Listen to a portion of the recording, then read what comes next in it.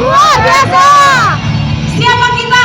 Trainer Syariah. Siapa kita? Trainer Syariah. Trainer Syariah. Bisnis bersama untuk sejahtera. Aplaus untuk kita semua Bapak Ibu. Masya Allah, sangat luar biasa. Senang sekali hari ini saya berada di Kota Bertuah, kita semua berada di Kota Bertuah, dan saya dipercayakan oleh Sekolah Bisnis Trainer Academy untuk sharing perdana di Pulau Sumatera, tepatnya pula di Kota Bertuah. Semoga kita semua yang hadir di ruangan ini sepulang dari sini dimanapun kampung kita, maka kita semua akan bertuah semakin beruntung dan kaya raya bersama Trainer Syariah. Amin ya Allah.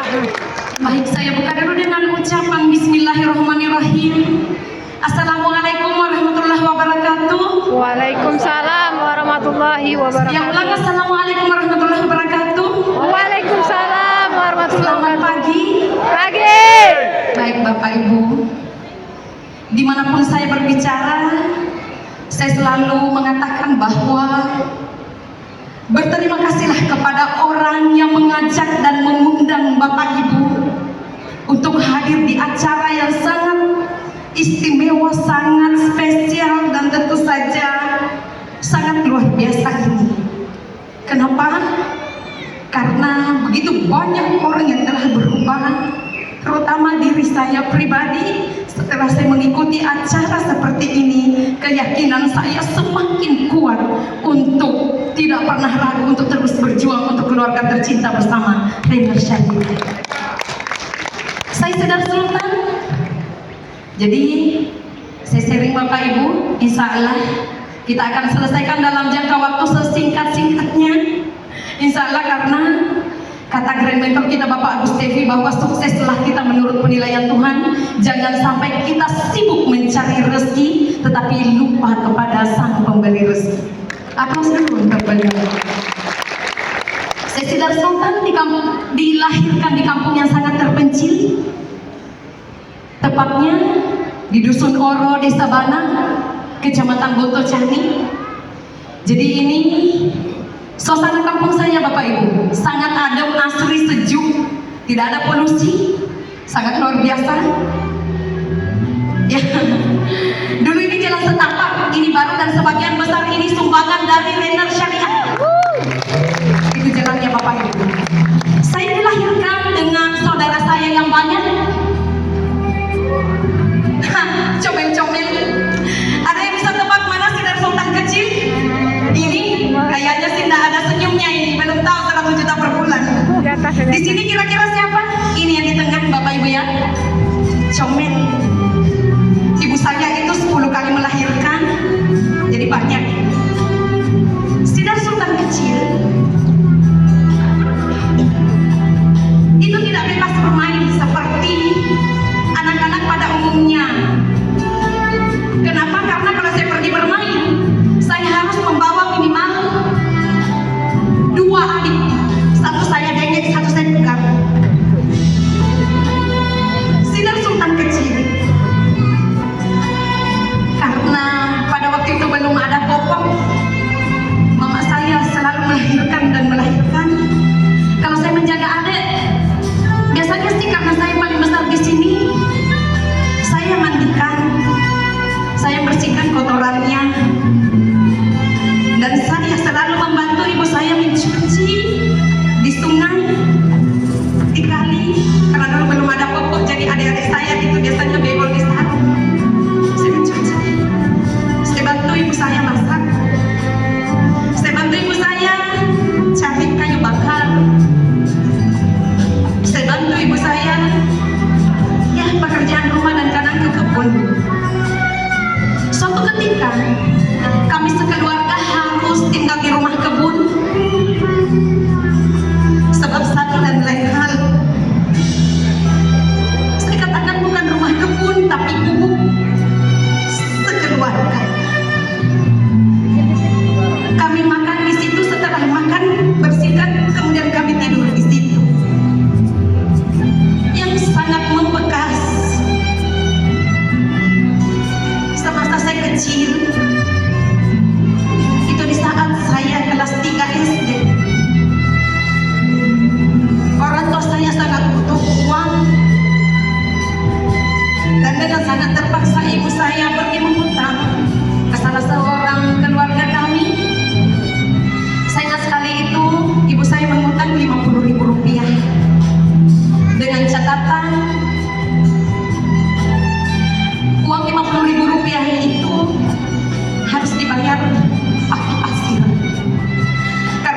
akses jalan untuk ke kampung saya itu masih jalan setapak Bapak Ibu.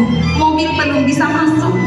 Jangankan mobil, satu unit motor pun di kampung saya belum ada. Jadi keluarga saya itu mau bikin bak air, penampungan air. Jadi sejak saat itu, kalau saya pulang sekolah kelas 3 SD itu, setiap hari saya ke sungai mengambil pasir dengan cara manual, mengais pasir pakai tangan, membantu ibu saya mengangkatnya menepi ke sungai. Di keesokan harinya, jam 6 pagi, saya harus ke sungai dulu mengangkut ember itu untuk bawa ke, karena kami tinggal di rumah kebun, untuk angkut bawa ke kota. Seiring berjalannya waktu, pada waktu itu dihargakan 150 perak harga pasir satu ember 10 liter. Saya rasa sudah ratusan ember yang saya ambil dengan ibu saya itu sudah lebih daripada 50.000. Tetapi ibu saya bilang tidak usah main dihitung, tidak usah dihitung, karena perjanjian di awal itu nanti utang lunas setelah bak air itu selesai. Ratusan ember Bapak Ibu, saya hitung-hitung lebih dari 200.000 nilainya pasir yang saya selalu angkut dengan ibu saya. Jadi hati Sidar Sultan kecil pada waktu itu mulai tersimpan. Ya Allah, nanti kalau saya sudah besar, saya mau membantu orang tua saya. Kalau saya sudah besar, saya tidak mau tinggal di rumah seperti ini lagi. Kalau saya besar, insya Allah saya tidak akan biarkan orang tua saya berhutang lagi. Singkat cerita, seperti itulah keseharian Sidar Sultan kecil sampai tamat SD. SMP, saya mau masuk SMP. Sekolah di kampung saya tidak ada Bapak Ibu. Maksud saya sekolah SMP tidak ada, yang ada itu di kecamatan.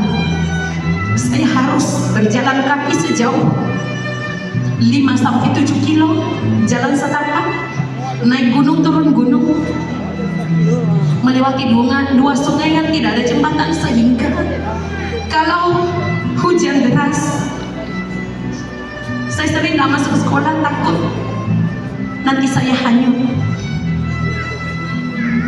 Saya mau sekolah SMA, dulu di kecamatan pun tidak ada sekolah SMA, sehingga saya putus sampai di situ Bapak Ibu.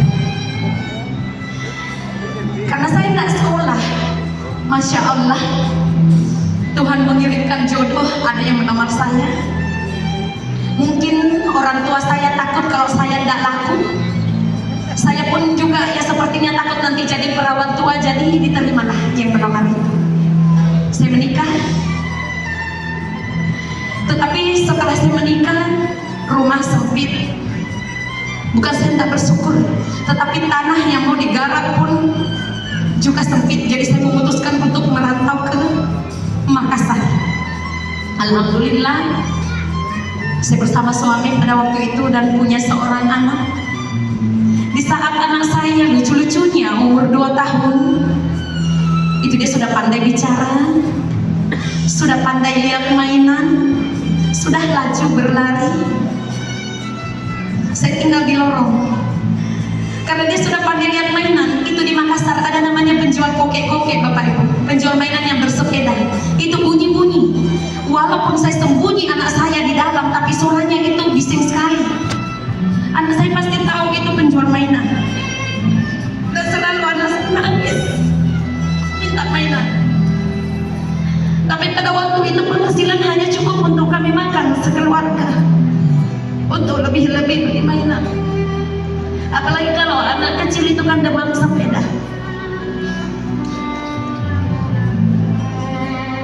Saya ingat sekali kalau anak saya, karena cowok yang pertama,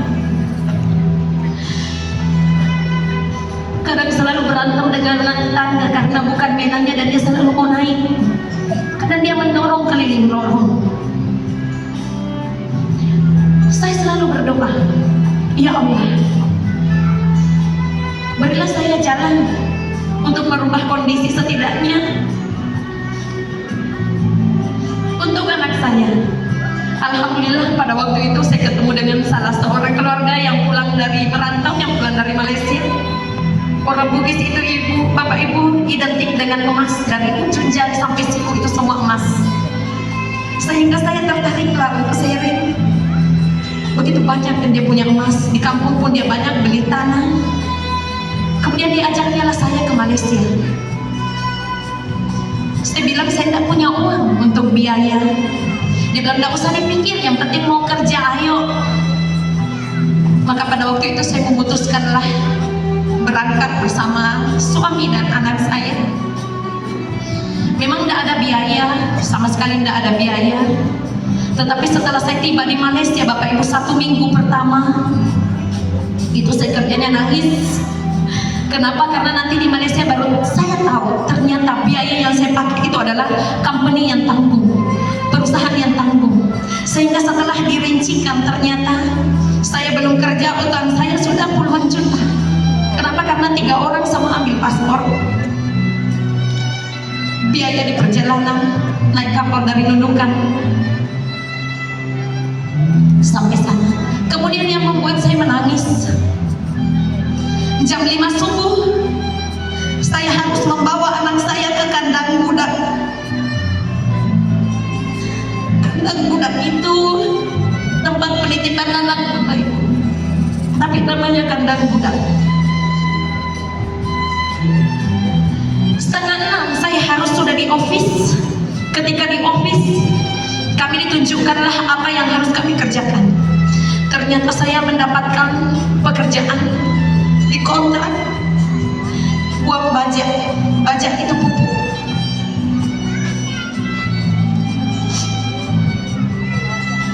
Rata-rata 50 kilo. Semua 50 kilo. Dan ternyata saya 10 orang dengan kawan saya dari Indonesia. Kamilah perempuan yang membongkar di store, di gudang.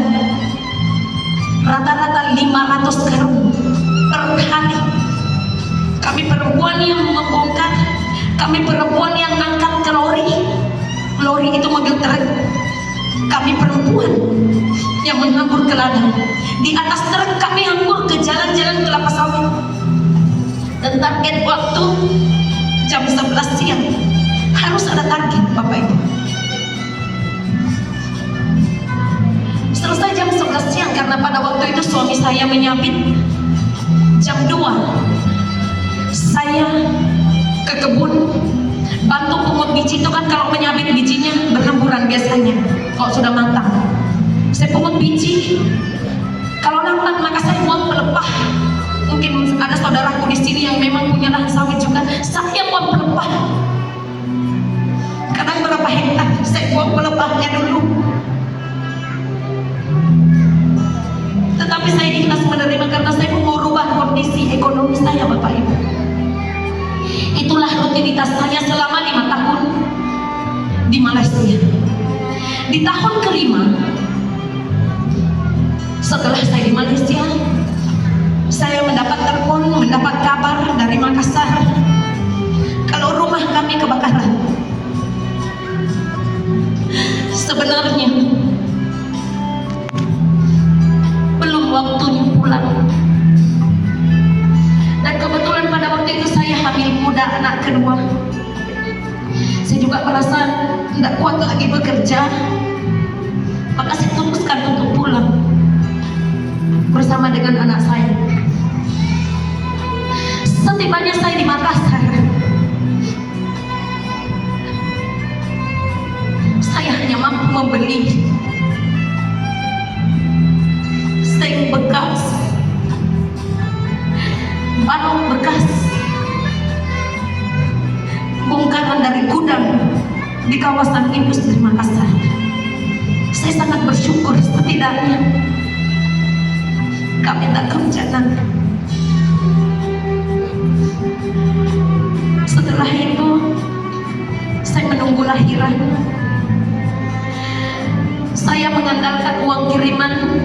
suami pada waktu itu setiap bulan. Tapi suatu waktu terjadi masalah kepada semua TKI di seluruh TKI Indonesia, dari Sabah di mana semua di Malaysia rata-rata. Ada yang dideportasi, ada yang memilih untuk tinggal, dan pada waktu itu suami saya memilih untuk tinggal tetapi gaji tidak dibayar. Jadi di saat anak baby saya masih merah umur 2 bulan Bapak Ibu, karena tidak ada kiriman, maka mau tidak mau saya harus cari kerja. Saya melamar pekerjaan di Makassar, tapi semua tempat itu rata-rata semua bertanya ijazahnya apa. Saya tidak punya kesempatan untuk bekerja di tempat yang bagus. Tetapi alhamdulillah ada kawan saya yang mengajak saya untuk jadi pembantu rumah tangga. Saya sangat bersyukur. Pada waktu itu anak baby umur 2 bulan masih saya kurang, jadi mau tidak mau betul-betul harus kerja. Jadi saya jadilah pembantu rumah tangga selama 7 tahun Bapak Ibu. Jadi pembantu rumah tangga ini kebutuhan anak semakin besar. Kalau saya bilang jadi pembantu rumah tangga, saya ini mau ada gaji lebih lah. Sehingga pada waktu itu saya ambil paket C. Saya memberanikan diri, punya anak 2, saya ambil paket C. Kemudian saya mendaftar ke perusahaan. Alhamdulillah diterima. Pada waktu itu saya dapat UMR kalau saya lembur sampai jam 1 malam. Kadang alhamdulillah saya dapat gaji 4 juta. Suatu ketika lagi setelah bekerja berapa lama, kontrak saya sudah tidak disambung. Kenapa? Karena umur saya pada waktu itu sepertinya sudah mencapai 38, 39. Tidak disambung. Hanya yang segar-segar yang muda-muda aja yang diterima. Jadi saya bingung lagi apa yang harus saya lakukan. Anak saya sudah sekolah, akhirnya sudah jalan turun Bapak Ibu. Saya sangat bersyukur saya dipertemukan dengan trainer syariah. Ternyata trainer yang penting mau kerja, yang penting mau, tidak perlu punya ijazah, tidak pandang umur. Saya sangat bersyukur. Maka dari itu sekali lagi berterima kasih kepada orang yang mengajak Anda, trainer Bapak Ibu. Kerjakan trainer dengan penuh semangat, dengan sangat serius. Di awal saya diajak Bapak Ibu, kenapa saya gabung di trainer? Di awal saya diajak, jujur untuk konsep bisnisnya saya betul-betul tidak paham. Tetapi pada waktu itu saya dipresentasi, berapa tabungan Anda? Tidak usah dijawab, cukup Anda renungkan. Dan saya betul-betul merenung Bapak Ibu. Jika tidak akumulasi lama bekerja saya itu lebih kurang 22 tahun lamanya. Dan hari itu saya tidak punya uang 3,5 juta rupiah. Sehingga saya berpikir, kalau saya masih melanjutkan pekerjaan saya pada hari itu, maka 22 tahun yang akan datang saya pasti masih sangat susah dengan uang cash 3,5 juta. Sehingga pada waktu itu walaupun saya tidak punya uang, dengan segala daya dan upaya saya join Bapak Ibu. Saya tidak tahu bicara. Upline saya pada waktu itu beliau Pak Makmur masih menjabat sebagai kepala UGD Rumah Sakit Umum Kota Sinjai di kabupaten, sedangkan saya di kota jauh Bapak Ibu. Walaupun beliau mau mendampingi tetapi jarak sehingga tidak bisa. Tapi saya sangat bersyukur sekali karena ada kantor yang setiap hari Sabtu itu ada pertemuan. Jadi tugas saya hanya membawa orang yang banyak. Setiap hari Sabtu bawa orang yang banyak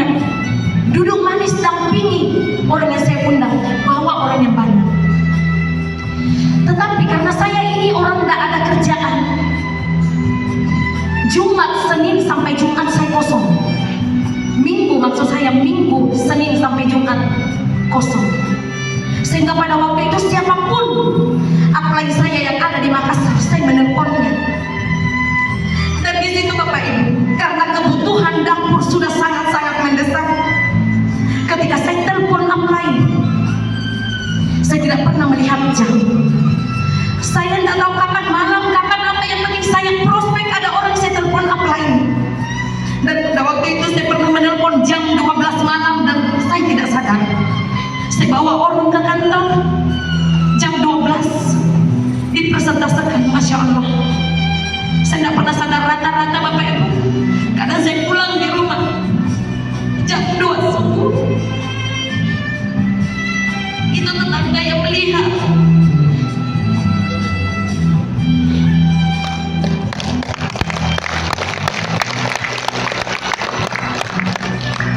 Banyak sekali nada-nada sumbang yang tidak bagus.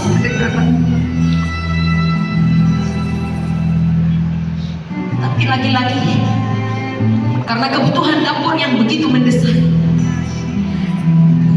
singkat cerita, sudah mulai ada tim saya. Tim sudah mulai bertumbuh. Dan karena sudah ada tim saya cuma bilang, tugas kita cuma hanya bawa orang ke kantor. Bawa orang ke kantor. Minggu, Senin sampai Jumat ada saya standby di kantor 24 jam. Kasih sibuk saya. Bawakan orang.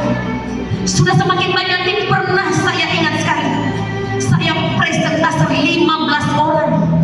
15 kali sehari Bapak Ibu. Saya standby di kantor. Lain yang bawa, sudah presentasi mereka bawa pulang, lain yang bawa, dan itulah terus yang saya lakukan. Semakin saya bersemangat, karena kalau ada yang closing join hari ini, hari Minggu besok langsung masuk bonus.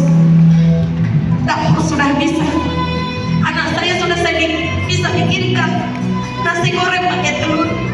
Kalau kemarin nasi goreng tanpa telur pakai garam aja. Kemudian Bapak Ibu, yang paling banyak yang bertanya, Bu, semangat sekali Ibu kerjakan ini bisnis. Kenapa saya kerjakan membabi buta dan semangat Bapak Ibu?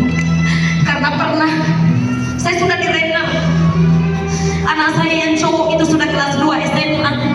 Dia pulang sekolah. Dia bilang, Ibu, saya mau makan bakso. Berapa sih harga bakso? Sampai hari ini 5.000 pun masih ada.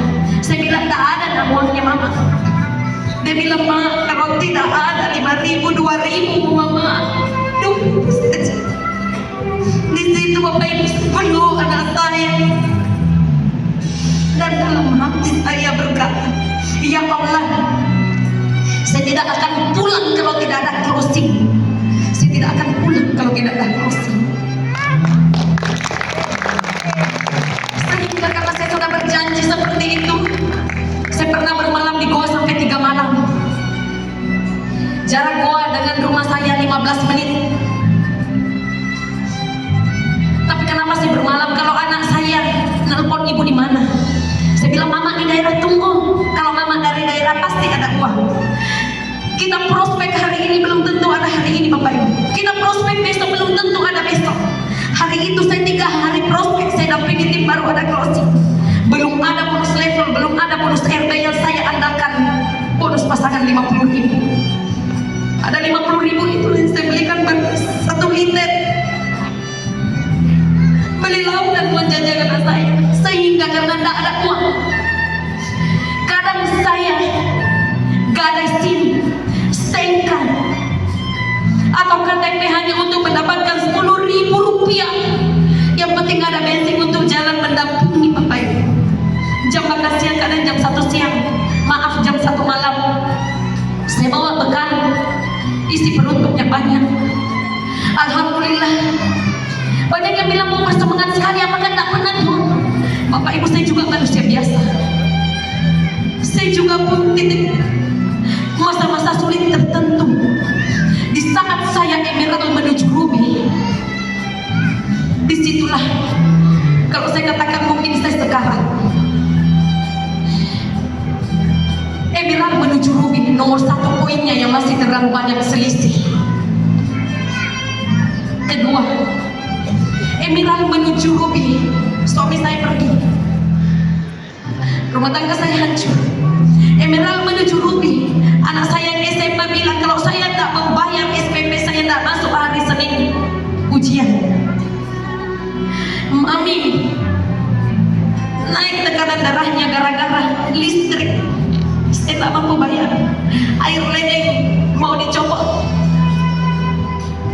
Saya sekarang Bapak Ibu, tetapi yang membuat saya bersemangat, saya langsung merapat ke upline. Saya merapat ke upline, saya konsultasi dan konsultasi lagi. Setiap saya konsultasi, saya selalu mendapatkan titik terang. Seolah-olah ini semangat langsung berapi-api, dan saya melihat sekali impian saya sudah semakin dekat. Dan saya diarahkan ikut RPT Renner Academy. Setelah saya ikut RPT Renner Academy, disitulah saya sudah tidak peduli lagi dengan segala permasalahan yang ada.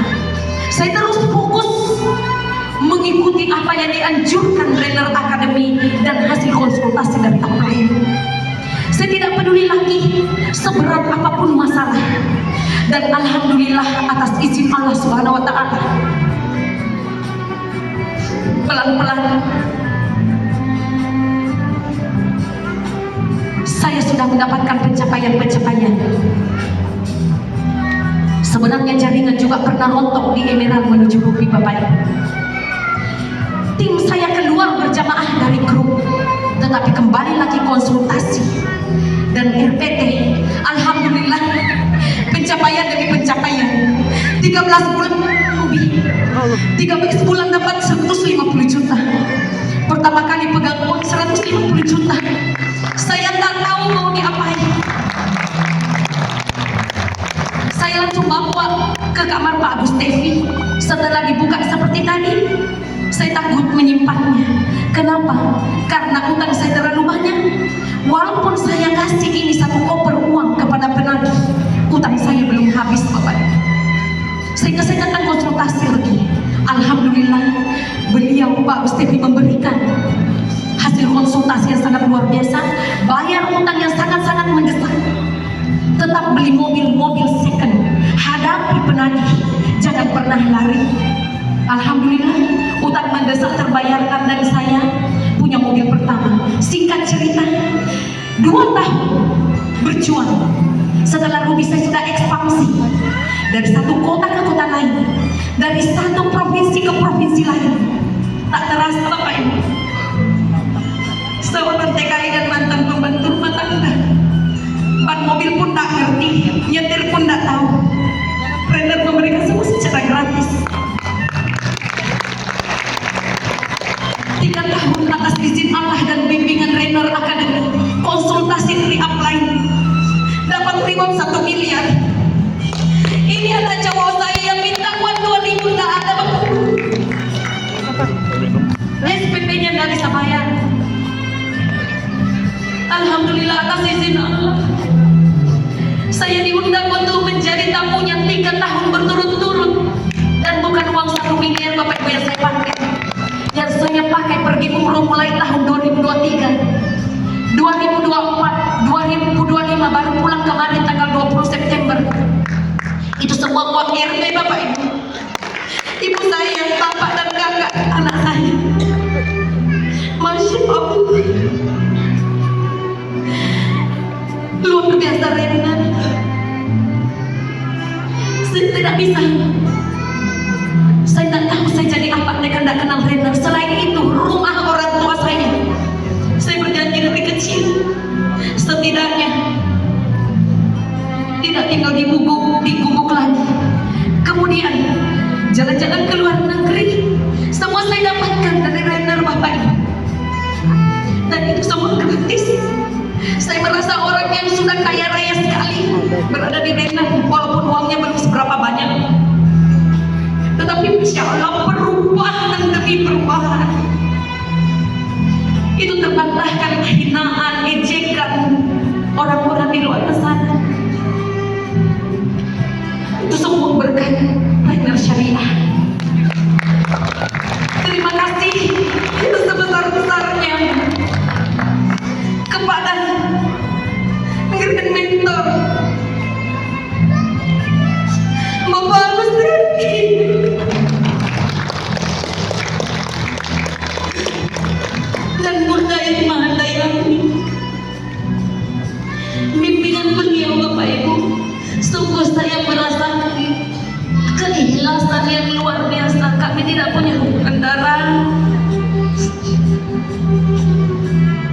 Tapi banyak hal yang tidak bisa diceritakan. Beliau menanggungnya Bapak.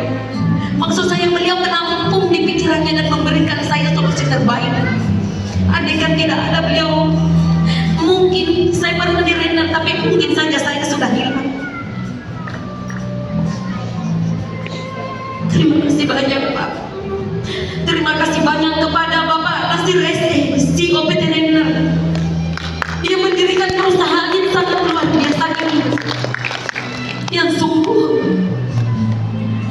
saya merasa beliau bertiga betul-betul menarik saya dari kegelapan menuju tempat yang terang benderang seperti saat ini.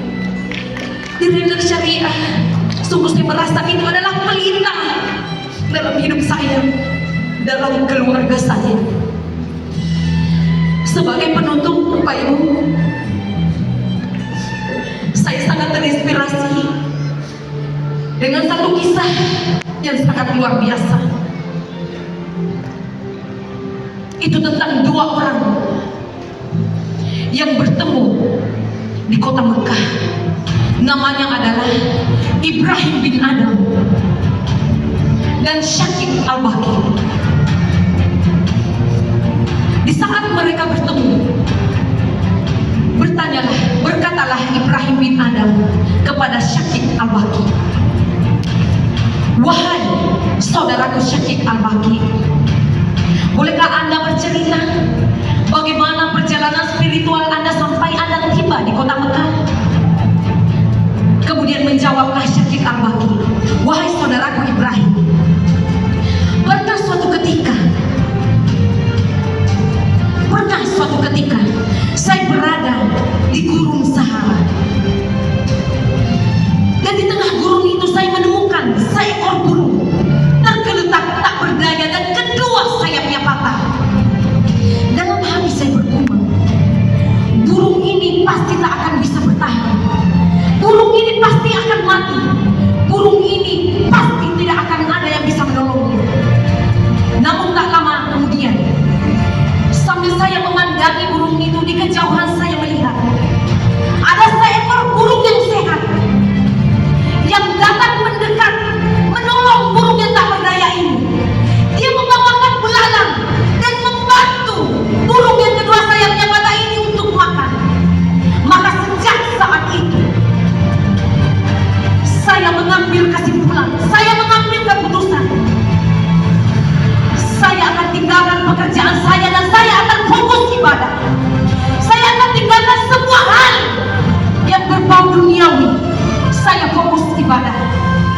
Kemudian berkatalah Ibrahim bin Adam, "Wahai saudaraku Syakib Al-Bakir, hidup adalah pilihan.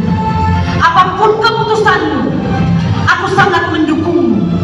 Tetapi pertanyaan saya saudaraku, mengapa Anda tidak